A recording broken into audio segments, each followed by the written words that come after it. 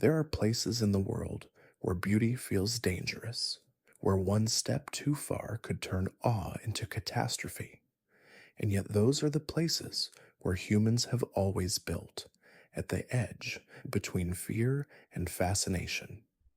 Ronda, Spain, balances on a precipice that seems designed for dreams and disaster in equal measure. A city divided by a gorge so deep it seems to swallow light. The Guadalavian River carved this wound through the Andalusian earth, and instead of retreating from it, people leaned closer, daring to live on its brink. The Puente Nuevo Bridge stitches the two halves together, a span of stone and willpower rising 400 feet above the chasm. Standing on it feels like standing on an idea. That connection is worth the risk. Look over the edge and the world drops away into vertigo and silence. Buildings cling to the cliff face as though carved from courage itself. Balconies hang over the void, ordinary spaces where someone once dried laundry, watched sunsets, or argued softly after dinner.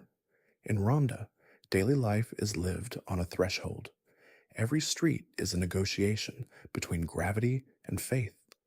The Romans built here, the Moors refined it, the Spanish has reimagined it. Each culture left something of itself, an arch, a courtyard, a whisper of music that still clings to the stones. And yet, for all its history, Ronda doesn't feel ancient. It feels alive in that quiet way cliffs are alive, immovable, yet humming with the weight of what they've seen. When night falls, the gorge becomes a river of shadow. Lights shimmer along its rim like fallen constellations, each window a flicker of persistence against the vast dark. You can almost imagine the city floating, a sky of its own suspended between heaven and ground.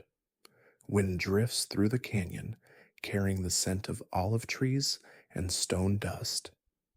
The sound of footsteps echoes, and somewhere a guitar plays, a melody that feels older than memory itself. Here, beauty isn't gentle, it's sharp, demanding, alive. It reminds you that wonder and fear often share the same space. And just beyond the gorge, the landscape softens into rolling fields. Vineyards spread like green quilts over the earth. Farmers tend them in silence, their shadows stretching long in the late sun. From their terraces, Ronda looks like a mirage of courage, a cluster of dreams clinging to stone. It is impossible, and that's why it endures. Then, far to the east, another city performs its own balancing act. Not over emptiness, but between mountain and sea. Positano, Italy, cascades down the Amalfi coast like spilled sunlight. Where Ronda defies gravity with stone, Positano seduces it with color. Peach, coral, lemon, 1,000 shades of joy tumbling toward the Mediterranean. If Ronda was built to withstand invaders, Positano was built to welcome light. Its streets are stairs, its roads ribbons of exhaustion and reward. Every step opens a new view, balconies spilling over with bougainvillea, linen curtains breathing in the sea wind, the slow symphony of waves below. Here, life moves vertically too, but the tone is different. In Ronda, height meant survival. In Positano, it became celebration. Each level hums with its own rhythm, laughter from terraces above, the murmur of markets below, and the sea's eternal hush, reminding everyone of their place in the vastness. Morning arrives with the scent of espresso and salt.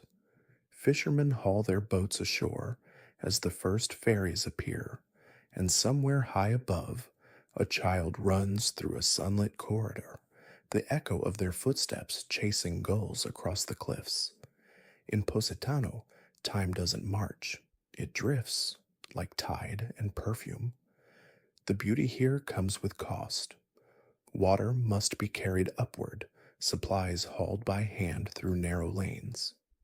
Gravity demands payment from every resident, but they pay it gladly because the view feels like a promise kept, proof that difficulty can coexist with peace.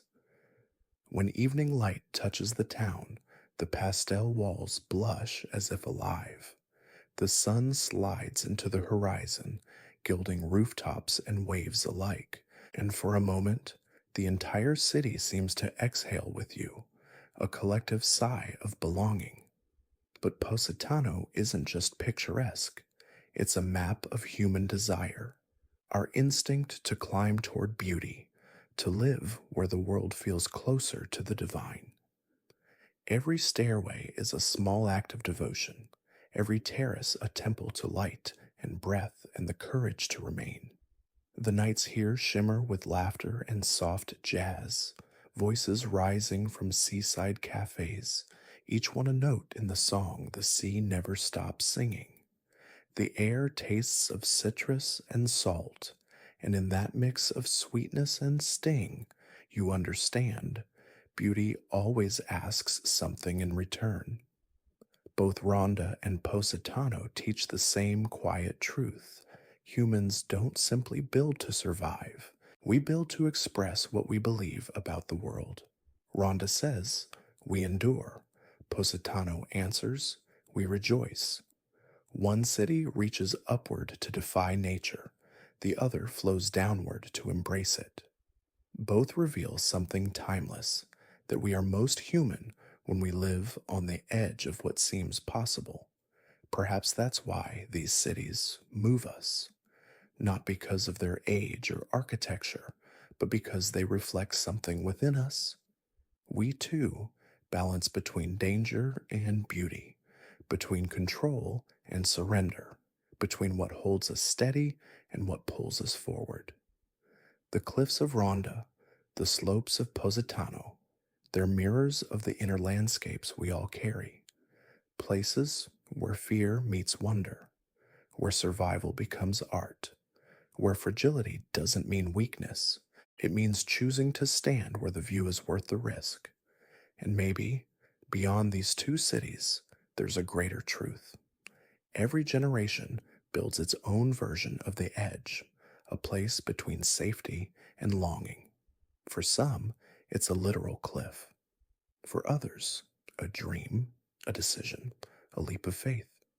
The landscape changes, but the impulse remains to build where the heart races fastest. Maybe that's the secret every city in the sky has kept for centuries.